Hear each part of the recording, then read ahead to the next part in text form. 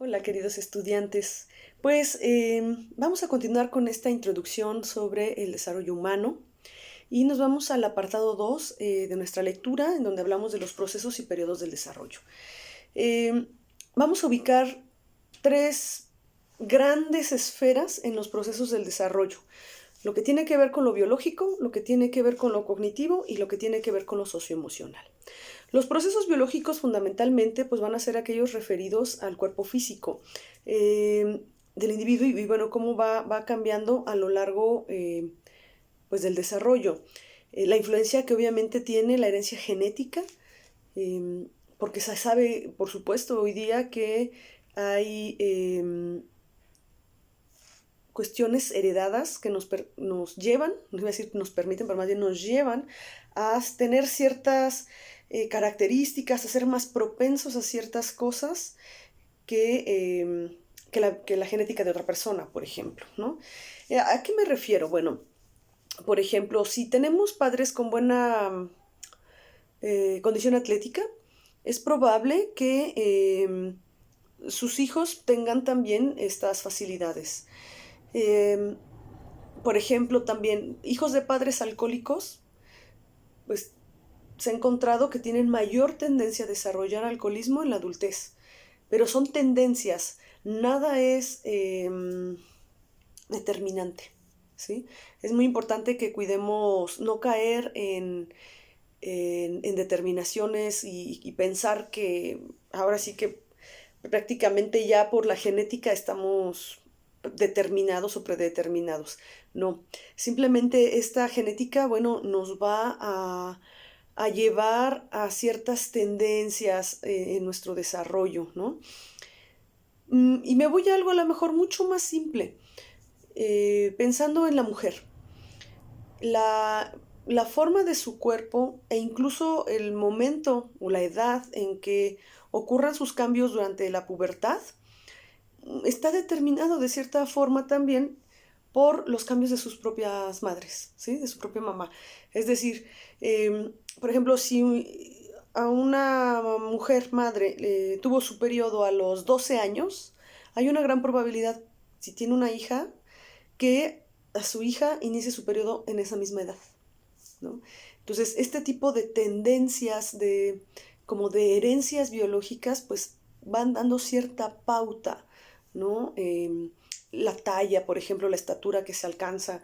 Es muy raro, ahí sí que dos padres muy altos y tengan un hijo muy bajito, eso es poco frecuente o atiende a otras características. Generalmente, si los padres son altos, es muy probablemente que su hijo sea muy alto. Si los padres son chaparritos, pues es muy probable que su hijo sea chaparrito. O sea, esas son las determinaciones genéticas o biológicas a las que me refiero y que de alguna manera van dando pauta en el desarrollo. Otro de los procesos pues son los cognitivos. Esa es otra de las grandes esferas del desarrollo y que han habido, sobre todo a lo largo del siglo XX, una cantidad impresionante de estudios y de investigaciones que han puesto la mirada en estos procesos cognitivos. ¿Cómo desarrolla el pensamiento humano? ¿Cómo se desarrolla el pensamiento humano, esta capacidad de abstracción? ¿Qué capacidades tenemos? ¿Cómo se desarrolla nuestra inteligencia? ¿Qué la favorece? ¿Cómo desarrollamos el lenguaje? ¿No? Hay investigaciones súper interesantes hoy día sobre el desarrollo del lenguaje en el individuo, ¿no? Desde los bebés. Por ejemplo, nada más adelantando un poco el tema, eh, sabemos hoy día que el bebé, antes de poder producir el lenguaje hablado, el niño, el bebé, la bebé, primero comprende el lenguaje. Es decir, entiende lo que se le está diciendo antes de que él sea capaz de reproducirlo, de hablarlo, de tener voz para comunicar, ¿no? Y como esos estudios igual, ¿no? Cuando los niños empiezan a hablar su primera palabra y de ahí cómo se va dando, ¿no? El desarrollo del lenguaje, no solamente en la adquisición de vocabulario, sino en la construcción de oraciones, hasta que, bueno, el niño es capaz de poder hablar, lo que llamamos, ¿no? Comunicarse y tener desarrollo de ideas. Eh, Hasta, bueno, que lo vamos complejizando, porque también sabemos, ¿no? Que el habla de un niño de 4 o 5 años no es la misma, no es el mismo habla y las palabras que utiliza que un jovencito de 13. Y las palabras que utiliza un jovencito de 13 no son las mismas que usa una persona a los 40 años, ¿no? Entonces, ¿cómo se va dando el desarrollo del lenguaje en las distintas etapas de la vida? También es un tema súper interesante, riquísimo, que seguramente disfrutaremos. Después, bueno, vienen los procesos socioemocionales. Aquí tiene que ver con las relaciones individuales, los cambios que van pasando las personas a lo largo de la vida, cómo se va desarrollando la personalidad. Dentro de lo que vamos a abordar en la materia, bueno, esta arista lamentablemente no nos da tiempo, no porque no sea interesante ni importante, pero no nos da tiempo de poderla revisar, aunque van a haber algunos temas y elementos que sí se rocen con esta esfera, ¿no? Porque pues finalmente las tres están anudadas y se vinculan y se desarrollan entre ellas, ¿no? Se influyen entre ellas. Y ahí es donde, bueno, yo voy a tratar como de enriquecer un poco el tema, metiendo lo más posible que nos permita el tiempo estos procesos socioemocionales. Bueno, la propuesta del abordaje de la materia en cuanto a la división de las etapas del desarrollo que vamos a trabajar y seguir, pues es obviamente la que nos propone el autor y pues vamos a partir del estadio de lo prenatal, ¿no? Que eso abarca pues lo que es el periodo de la concepción hasta más o menos el año y medio de vida. Después tendremos la primera infancia, los bebecitos todavía, del año y medio a los 2 años. Después entraremos a la niñez temprana, que más o menos va a abarcar de los 2, 3 años hasta los 5, 6. Después tendremos la niñez tardía, en donde encontraremos pues a los niños en edad primaria en nuestro país, ¿no? Serían los niños de los 6 años a los 10, 11. Después pasaremos a la adolescencia, que bueno, ahí vamos a ver procesos, ¿no? que tienen que ver desde lo que es la pubertad, que la pubertad la vamos a ubicar como los cambios físicos que empiezan a experimentar los chicos y chicas. Sabemos que las chicas nos desarrollamos más tempranamente, hablando desde lo biológico, que los varones. Entonces, más o menos las niñas en climas como el nuestro y en un país como el nuestro, pues estamos hablando de la venida de la pubertad a partir como de los 9 años, cuando las niñas están como en cuarto de primaria, ¿no? Que empiezan un poquito el crecimiento de los senos, ¿no? Empiezan un poquito los cambios hormonales, aunque bueno, este desarrollo se hace mucho más evidente hacia el quinto y sexto año de primaria, y bueno, toda la adolescencia la vamos a entender hasta que termina la preparatoria. Entonces es un periodo pues algo largo, ¿verdad? Estamos hablando más o menos de los 10 a los 18 años. Después ubicaremos la juventud, más o menos en la etapa universitaria, ¿no? O sea, de los 18 años, 19, hasta que terminamos más o menos, ¿no? La universidad, al menos en contextos como el nuestro, ¿no? Tratándolo de poner como en la parte académica. Pero bueno, ahí ya empezamos a patinar, ¿no? Porque, por ejemplo, igual en un país como el nuestro, pues prácticamente hay jóvenes que la juventud, ¿cómo podemos decir? Casi que no la viven, ¿no? O sea, pasan de la adolescencia a la adultez, es decir, se hacen padres, se hacen madres, se van a vivir con alguien, se independizan física, económicamente, ¿no? A veces. O a veces, bueno, ahí se juntan y quedan viviendo en la casa de los papás o de los suegros, pero empiezan a vivir la vida adulta, empiezan a adquirir responsabilidades de adultos. Entonces, por eso digo que ya nos empezamos como a patinar, porque pues hay quienes, como este periodo de juventud, como tal, en un país como el nuestro, muchos, digamos, no lo viven. Hay otros que sí. Hay otros que no necesariamente vayan a la universidad, pero terminan prepa, ya no quieren continuar una carrera, se insertan en la fuerza laboral y viven su juventud. A lo mejor viven con los papás, poco a poquito van avanzando en sus trabajos, se independizan, por ahí luego ya se enamoran y ya como a los 25, 26, pues andan pensando en casarse, ¿no? O siguen avanzando y se casan hasta los 30, etcétera. O sea, hay muchas condiciones diversas en un contexto como el nuestro, pero bueno, eso sería la juventud. La madurez pues la estamos ubicando a partir de los 40 años, en donde pues vienen unos cambios importantes, tanto en los varones como en las mujeres. Generalmente pues aquí empieza ya a sentirse y a evidenciarse pues el deterioro físico, ¿no? El deterioro físico y en la salud. Pero claro, vamos a ver cuando lleguemos a ese capítulo cómo importa tanto lo que hagamos, sobre todo en el periodo de nuestra juventud, con nuestro cuerpo y nuestra salud, para ver qué facturas nos cobra la madurez, ¿no? Ahí es donde empiezan a aparecer algunas enfermedades en algunas personas. Eh, Obviamente es el periodo en el caso de la mujer, que va de los 40 a los 60 años la madurez, pues en ese tránsito pues es donde las mujeres generalmente vivimos la menopausia, etcétera, ¿no? Y después, bueno, llega la vejez. Y la vejez pues la vamos a ir ubicando a partir de los 60 años. Eh, Hoy día se hace una diferenciación, o sea, la vejez de hecho es como la etapa más larga del desarrollo humano, abarca pues más o menos un periodo de 40 años, porque si bien la edad promedio de vida actual es de 80 años, pues sabemos que hay muchas personas que viven más de ese tiempo. Entonces, hay ciertas condiciones y características de la persona de tercera edad de 60 años que es muy diferente a un anciano de 83 años, por ejemplo, o de 85 años. Entonces se hace una división que va generalmente de los 60 a los 85 años y de los 85 años a la muerte, ¿no?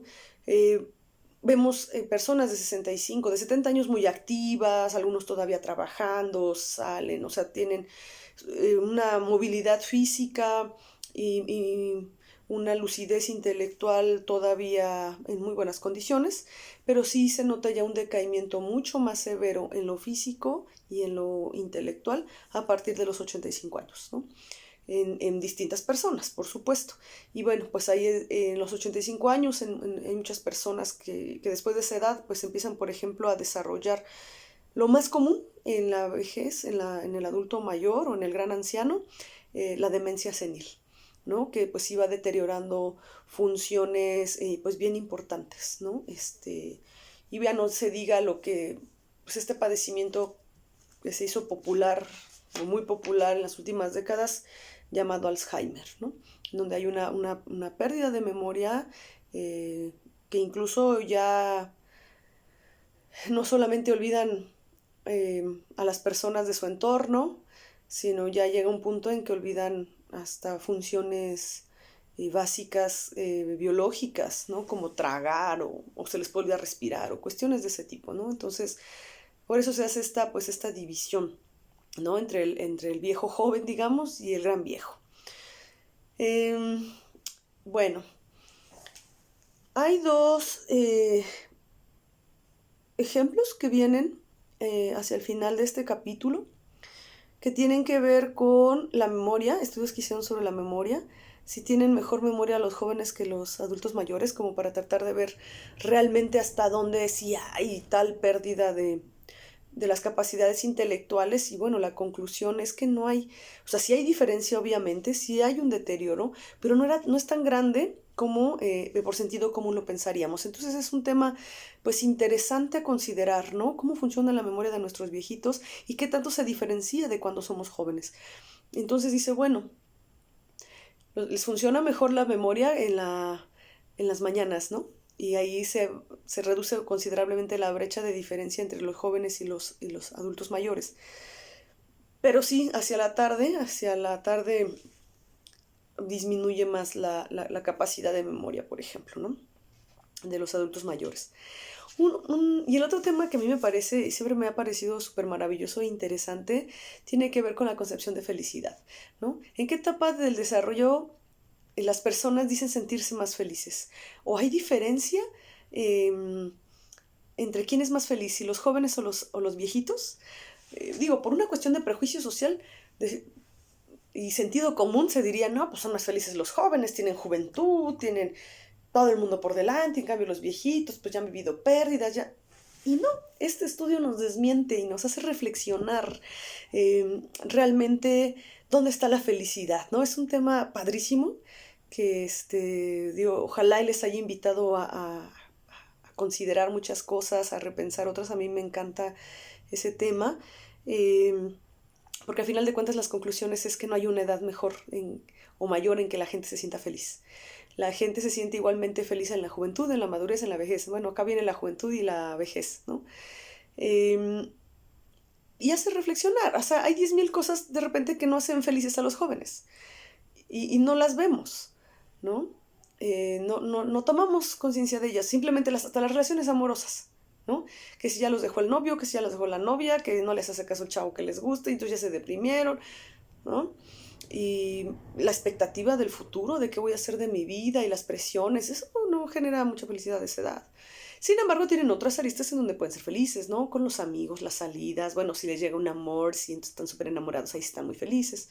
Y los viejitos igual, sí, cierto, también tienen la parte así de las pérdidas, ¿no? Mucha pérdida.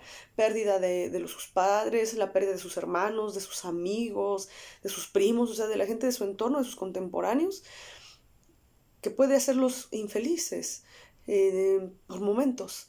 Pero ellos tienen vida y ya no tienen las presiones del trabajo, ya no tienen las presiones de que mantienen a alguien, ¿no?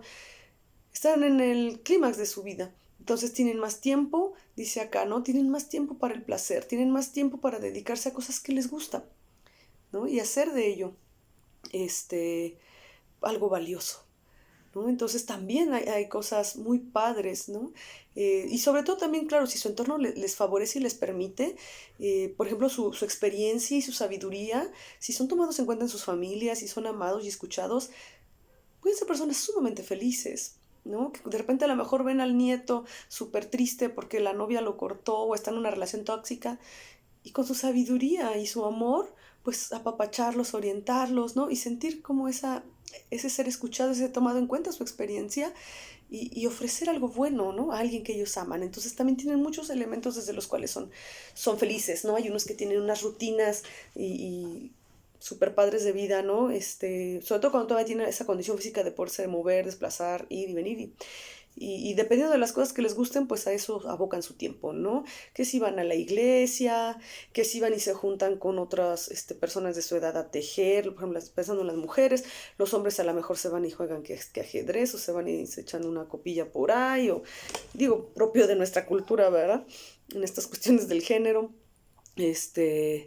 o se van a caminar y se encuentran, o se van al parque no sé qué, y se encuentran ahí con otros viejitos, etcétera, no sé. Eh, N cantidad de posibles cosas que pueden hacer, ¿no? Y que los hacen felices. Entonces, bueno, conclusión, no hay una edad para la felicidad. Siempre, en todas las etapas, podemos ser tan felices como nosotros querramos, ¿no? Y tomando las experiencias de la vida, dándoles un significado que nos dé felicidad, que nos dé crecimiento, ¿no? Y que siempre tengamos en cuenta que pues son parte de la vida aquellos aconteceres no tan gratos, ¿no? Como este que estamos viviendo, ¿no? De la contingencia de la pandemia, que tanto lo podemos ver de, ay, qué horror, estoy aquí encerrada en mi casa con mi familia, como también uno me lo puedo tomar con calma, voy a disfrutar mi espacio, mi cama, el ruido incluso, los gritos de mi familia, no lo sé, ¿no? La forma en cómo podamos significar las circunstancias en las que nos encontramos. Bueno, hay otro tema súper importante en este apartado que tiene que ver con las concepciones de la edad. Y entonces la invitación es el análisis de una persona para entender su momento de desarrollo. No solamente tiene que ver con lo cronológico, como la clasificación que hemos venido haciendo respecto a los rangos de edad, esa es la edad cronológica, es decir, los años que tenemos desde que nacimos, ¿no? O sea, nuestro famoso cumpleaños. Sino hay otros elementos que también influyen y que nos van diferenciando. Y que finalmente el análisis de edad de una persona pues es particular y único y va más allá de lo cronológico. Si bien por un lado puede ser su edad cronológica, no solo esta determina la edad que tiene esa persona, también está la edad biológica y esto tiene que ver con la salud física, ¿no? Que también se ha alimentado, qué tipo de hábitos tiene, porque no solamente en el cuidado físico es comer bien, ¿no? Comer saludable, sino también son los hábitos que tengamos para el cuidado de nosotros mismos, como el hábito del sueño, por ejemplo, ¿no? Unas cosas que nos puede envejecer rápidamente son las desveladas, ¿no? El no tener un buen sueño o una buena calidad, a lo mejor no me desvelo, pero no duermo bien, ¿no? Tengo tipo insomnio o tengo un sueño fragmentado, ¿no? Y bueno, no es lo mismo. Hay procesos que durante el sueño nocturno son únicos, ¿no? Que hace nuestro cuerpo para regenerarse, para reconstituirse. Entonces, eh, los hábitos de sueño son muy importantes para nuestra salud física y por lo tanto también se ve reflejado en nuestra edad biológica. De hecho, seguramente habrán visto personas, por ejemplo, que por su trabajo trabajan en el turno nocturno.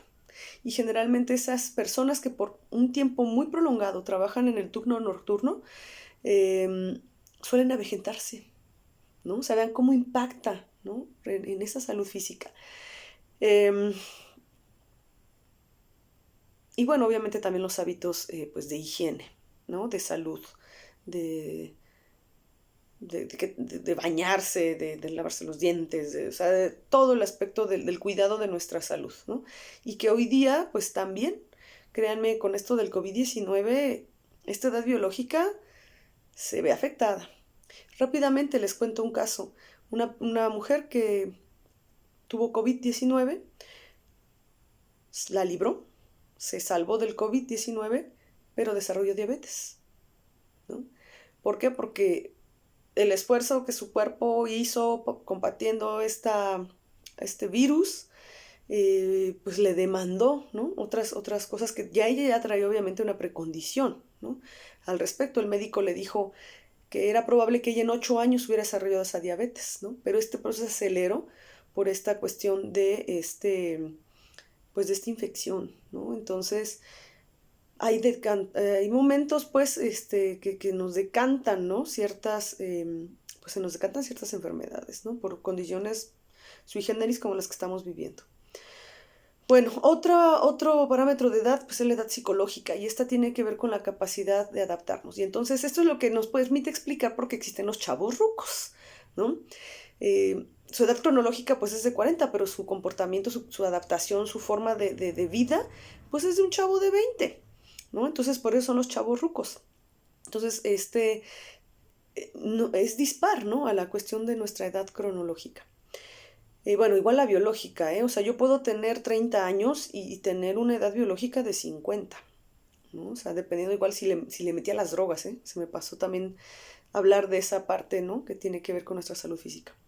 Las drogas, el alcohol, ¿no? ¿Qué le metemos a nuestro cuerpo? Y bueno, finalmente la edad social, esta tiene que ver con los roles que nosotros cumplimos y fungimos. Ustedes tienen promedio de 20 años, más o menos, algunos de ustedes. Y sin embargo, su edad social, bueno, los pone en esta condición a la mayoría de ustedes de que pues son solteros, viven con sus padres, ¿no? Los ubica en un momento de juventud, no de adultez. Pero hay jóvenes hoy día en el país que están casados a la edad que ustedes tienen, que tienen a lo mejor una criatura ya de 3 4 años, son padres, son madres, y trabajan y tienen la vida de un adulto, ¿no? Entonces esa es la edad social, el rol en el cual nosotros nos desempeñamos y no... Y aunque tengamos la misma edad cronológica que otra persona, dependiendo del rol social en el que nos encontremos, pues es la edad social que tengamos, ¿no? Entonces, bueno. Y el último apartado, los factores del desarrollo, son algunos conceptos que voy a abordar. El primero, pues tiene que ver con naturaleza y medio, que es una controversia ya de siglos. La pregunta de esta controversia emana de qué influye más o qué es más determinante en el desarrollo de una persona. Las determinaciones biológicas de su condición de especie humana o el medio en que esa persona se desarrolla. Entonces es naturaleza medio la controversia, que viene a dar cuenta pues de lo que yo les planteaba al inicio del tema, en el video anterior, innatismo, empirismo, ¿no? ¿Qué tanto las condiciones con las que nacemos nos determinan como sujetos? Serían innatismo. Empirismo, pues ese entorno social, ¿no? Las experiencias que vamos teniendo a partir de la relación con nuestra familia, con los niños o niñas o personas de nuestra edad, de nuestra comunidad, hoy día, pues bueno, de los medios a los que estamos expuestos en las redes sociales, en los medios tecnológicos, ¿no? ¿Qué es lo que más influye en el desarrollo que para determinar que una persona se convierte en la persona que es, ¿no? Y entonces hay quienes dicen que sí nacemos ya con muchas determinaciones y otros dicen que no, que estamos mucho más determinados por el medio y el entorno social.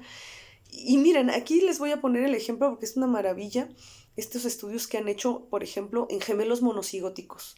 Los gemelos monocigóticos son aquellos que era un óvulo y un esperma que se fecundó y que a la hora de hacerse la división celular, ese único óvulo y esperma que se unieron se desprenden y entonces salen dos sujetos exactamente iguales, ¿no? Tienen la misma carga genética, por eso les digo que el estudio es maravilloso. Tienen la misma carga genética y entonces los separan, supongamos porque los dieron en adopción. Entonces uno se queda y es adoptado por una familia y otro es adoptado por otra familia, ni siquiera se conocen, no crecen juntos, nada.